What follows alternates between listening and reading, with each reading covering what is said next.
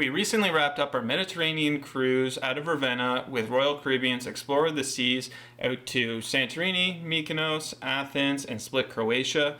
Today we wanted to share with you our tips and our lessons learned. Now, if you're an experienced cruiser, some of these tips may be obvious, but if it's your first Mediterranean cruise or if you're new to cruising, then this video is for you. Make sure to stick around to the last tip. I didn't see that mentioned anywhere in a lot of people's videos, and it made one major impact for Kayla and I on our cruise. So our first tip is not specific to the Mediterranean. It's kind of a overarching tip that we give to all cruisers, is to arrive in your town or port of call town at least 1 to 2 days before your cruise. So many things can happen, from flight issues, especially if you're traveling from far, like we come from Canada, there's almost always flight issues. So you don't want to be stressing, worrying about missing the ship. You can be tired, especially on a Mediterranean cruise, if you're coming over with, time changes, the jet lag. It just gives you some time to kind of get on the new time zone and get adjusted. Plus, you want to relax a little bit before the cruise. Enjoy the port area. Some of the port areas are really pretty, so just taking some time to explore those embarkation cities is worth it. Yeah, this cruise in particular took us like 4 days to adjust to the jet lag, maybe even more. So sometimes we were, getting up at 3 o'clock in the morning or not sleeping till 3 o'clock in the morning. I can't remember. You wake up at weird times because your internal clock is like, it's time to wake up, but it's the middle of night. Yeah, it takes a little bit to get used to. And then the other thing too is, depending where you are, like the cruise shuttles from the airports can be harder to get. Taxis can be harder to get. We'll get into the whole story of what happened to us in Ravenna. So these are some reasons that you'll want to get there a little bit early. Okay, now to talk about Ravenna specifically, but I think this will be a good tip for you regardless of where you're embarking out of. Now, with Ravenna, we actually had to take a shuttle bus, train, city bus to get to Ravenna. Now, the smarter place to fly in from the community that we heard was actually Bologna, but we couldn't that day because there was also like an F1 formula racing going on near there, and apparently it was an absolute nightmare there. And also there was a taxi strike that day. So it's good to research your port of call too and see like what's locally happening there. Like if we would have researched a little bit about Ravenna prior, we would have probably heard about the taxi strike. We would have seen the F1. We could have made some different decisions. Yeah, that was a bit of like unfortunate events there for us to actually get to the port. However, this is the tip here. I would recommend you checking with your cruise line to get the shuttle offered. Now, it's not offered online. At least with Royal Caribbean, it wasn't. I had to call. And I believe this is probably a part of their Air to Sea program where they'll they'll shuttle you from the airport to the port. So what we could have done is stayed in Venice one night and then just taken the shuttle at the airport. That would have been much easier and much cheaper. It was, I think for the both of us, we did this on the return trip, and it was $120. And I think I heard someone say that on the way there, they paid 500 euros from the airport to the cruise. So keep that in mind. Check with your cruise on what kind of shuttles they offer. Okay, this brings us to tip number 2, which is to cruise during the off seasons or the shoulder seasons.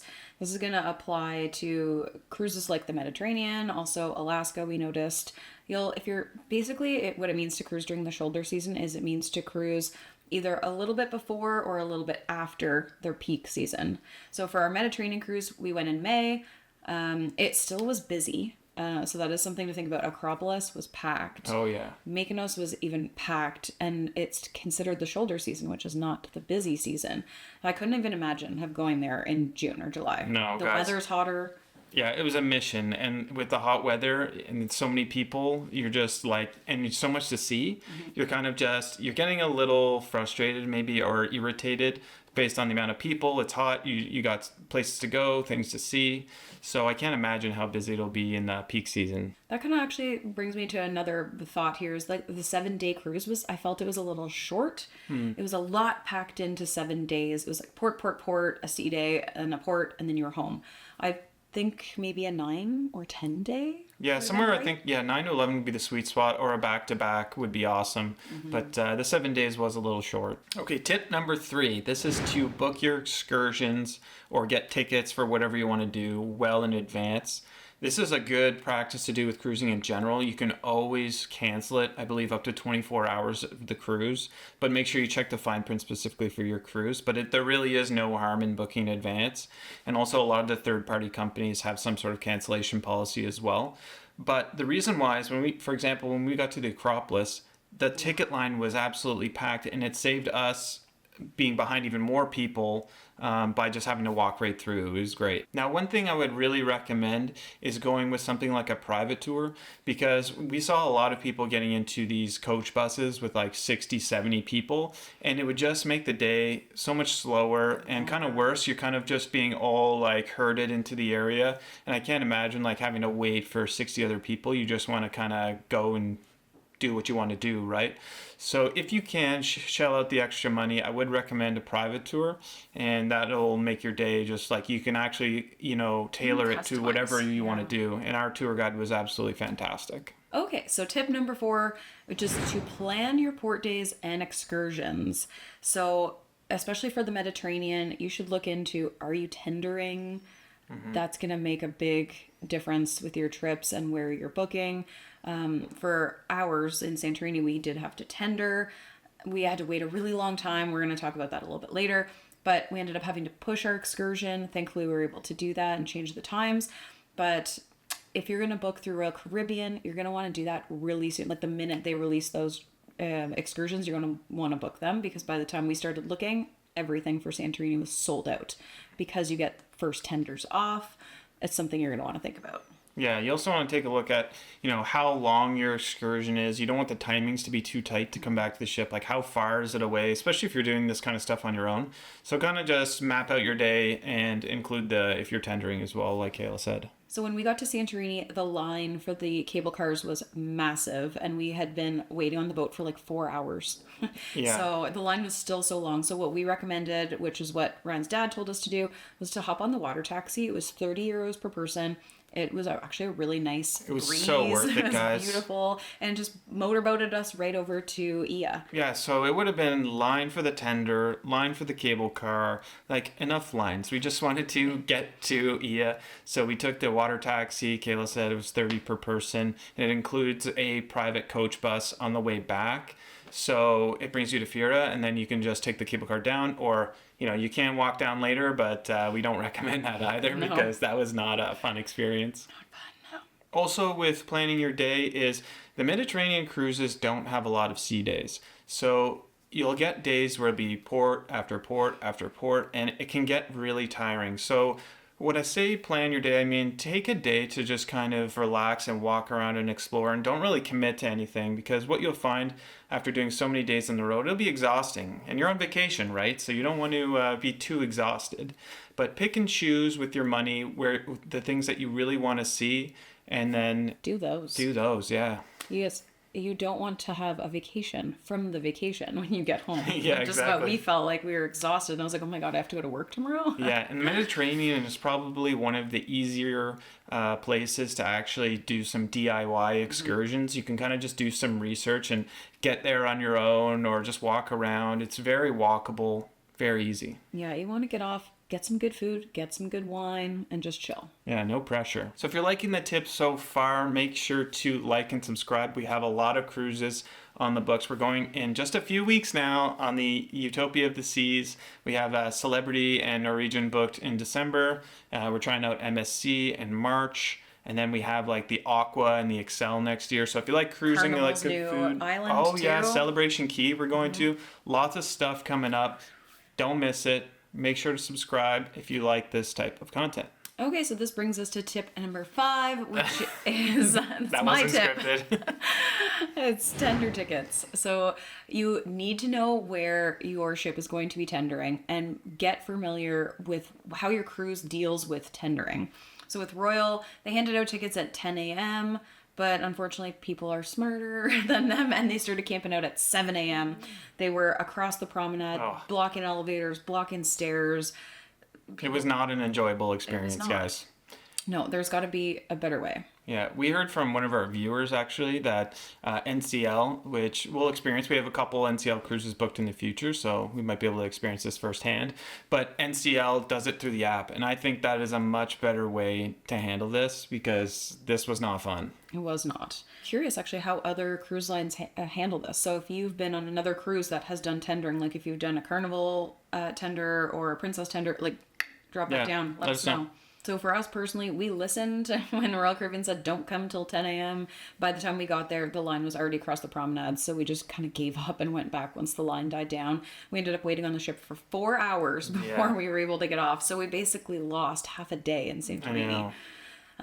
So I'm thinking that the best way to do this is to book a ship excursion because you're going to get primary tendering right off the ship. If you're not going to do the ship excursion and you do need to get off for something else like a reservation or a private excursion, then what I would do is, in this case, if you can't beat them, join them. Like, you're going to need to send someone down early, wait in line, and get the ticket so you can be one of the first people off. That or the key, but I don't really think the key is worth it. But it's certainly It might be. Yeah, it could be, like, depending on your itinerary. So Can you get the key just for one day? no, you have to buy it for the whole cruise. Tip number 6 is going to be about money and a budget. So now we spent approximately 300 euros in 1 week, just mainly on food, transportation, and a couple souvenirs. Yeah. So whatever method you decide, whether you're going to bring cash or if you're not comfortable with that because of pickpocketing and you'd rather bring a credit card, that's fine. I don't think we ran into any issues where a credit card wasn't accepted. My boss was actually recently in Europe and he told me a tip. He said when you're using your credit card in Europe, you have to double check pricing because they do love to, take a little bit advantage of tourists. Yep. So always confirm pricing. And B, if it gives you an option to either pay in your local currency or a euro. So like we're from Canada, if it says pay in Canadian dollars, you'd think, oh, that's cheaper. We should do that and pay in our local currency. You actually get charged from your bank, first of all. And then apparently they charge you a fee to pay in the local currency. So just keep your eye out for these kinds of little traps. Let us know if that's true, but what we really are saying here is pay attention to how much you're being charged. One really great resource for information that we found was this YouTuber called Greece Explained.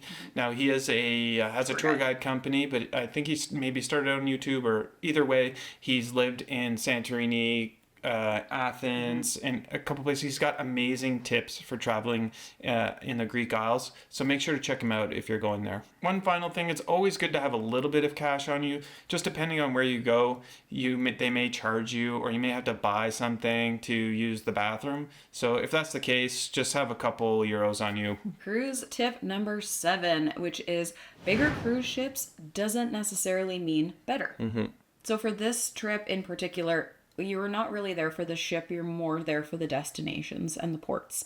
They're more unique ports, they're smaller ports, depending on what you're looking for, better, worse, depends. They'll be cheaper generally. Less crowds, less tender times.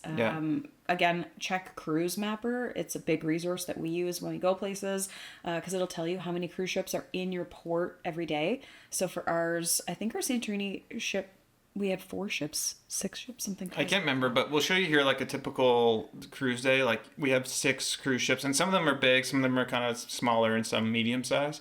But they're all coming in at the same time, roughly, and they're all leaving roughly at the same time. That's going to be kind of a nightmare, honestly.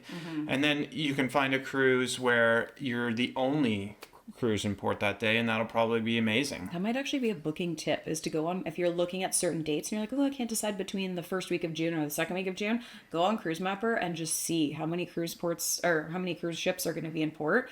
That might be a deciding factor. It could be a factor, or it could even, change your decision on whether you're booking with the cruise line excursion to get off the ship faster, whatever you're tendering. Just take a look. It's fun to look anyway to see what else is going to be there with you. So check out Cruise Mapper. Okay, time for cruise tip number 8, and that is to try the local food and wine as much as you can. I mean, this is probably a big reason why you're going there, so make sure you take advantage. Now, you're going to want to get away from kind of the tourist traps restaurants that are generally like in the prime locations. You guys know which ones I'm talking about. But one example that we had in Mykonos was... I was just going to say that. Yeah. So on the main kind of strip near the water, there was a euro there for 25?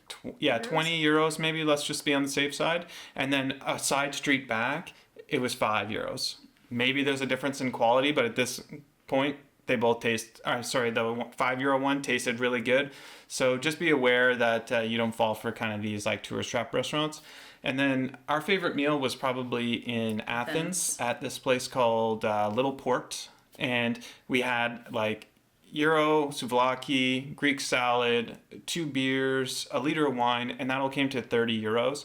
So you can find some of those cheaper restaurants. Just try to get off the beaten path maybe a little bit and check out some of the not so popular touristy areas, I guess. Mm-hmm. We actually had a lot of people reach out to us on YouTube after watching the Athens video asking us where we got food in Little Port. I believe it was Zorba's.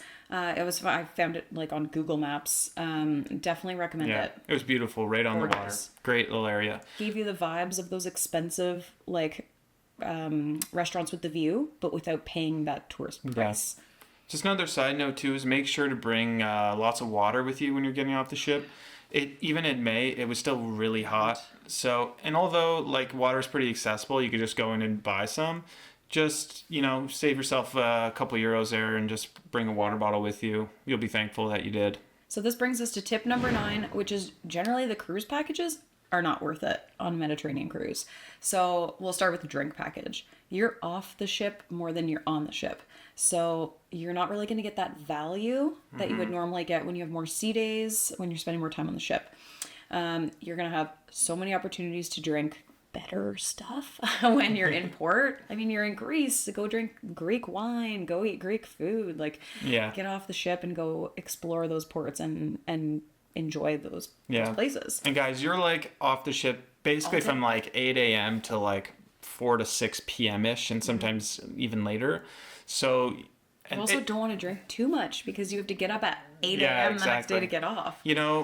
Everyone's different, so keep that in mind. If you think you're going to get value from it, great. I'm just saying, generally speaking, that you're just not going to be able to get your money's worth with the drink packages on these cruises. Yeah, if you're cruising and you're staying on the ship, you've been to Greece a million times, you're not getting off in ports, then maybe a different story. But if you're getting off in port, it's generally not going to be worth it for you to spend money on a drink package.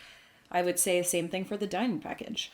Spend your money in port, eat the good local food, get away from that cruise ship food. Yeah. I would say there's exceptions with certain special events or birthdays. If you want to go to specialty dining, then definitely. But yeah, get lunch at port. If you're staying later and you can get dinner, go take in the views, enjoy where you are. It's the most beautiful place. Same with the Wi-Fi, guys. And this is going to bring us into our next point. But the Wi-Fi generally too, you're not going to need it, and we'll tell you why. Okay, tip number 10. And this is the tip that I've watched a few of these tip videos, and it's not mentioned anywhere. We actually got the advice from the Greece Explained YouTuber that we talked about earlier. Thanks, Subby. Yeah, and this is to get an eSIM. Now, just real quick, what an eSIM is, it's a digital SIM card that'll allow you to use your phone in the country that you select. So in our case, we paid $5 for me anyway. I paid $5 for a gigabyte of data. And then Kayla, what did you get? I think I paid $9 or $10, and I think I had 3 gigabytes of data. And this is great for a couple reasons. One, in Santorini, we had to move our reservation because of tendering, like we mentioned. And Kayla had to make a phone call, and that saved us. And, a lot of money. Yeah. And then also, just getting around, navigational purposes. Google Maps. Yeah, looking at restaurants. Our Athens driver. Right. He WhatsApped us, told us when he was arriving. We texted him when we were done at Acropolis. He'd come meet us. So it just made it really easy to travel. Yeah. We used the, as you'll probably see on the screen already, we use this Airlo app, and we're not sponsored or anything. That's just the one they use. I'm sure there are many companies out there, but make sure to check it out. It definitely saved us, and I think it's a great tip when traveling, not only in Mediterranean, but if you're doing a DIY excursion, it'd be great. But also they have US and Canada offers as well. And that is a wrap on our 10 tips. If you were booking a similar cruise to this, to the Mediterranean, we really hope these tips helped you. Yeah, so guys, coming up, you're going to want to like and subscribe because, like I mentioned, we got the Utopia of the Seas cruise coming up in just a few weeks, and it's going to be a good one. If you want to see some sneak peeks follow at Ryan and Kayla on Instagram. Yeah, you can see all the live stories or direct message with Kayla. But the Utopia of the Seas, we have the drink package. We have the ultimate dining package. Hideaway First time. Beach. We're doing it back to back. So you get to see what that experience is going to be like. Hideaway Beach for the first time. Railway. And we were able to get the railway booking, which sold out in like 15 minutes. We will let you know if it's worth it. Yeah, so thank you so much for watching. We hope these tips help you, and have a good one. Bye.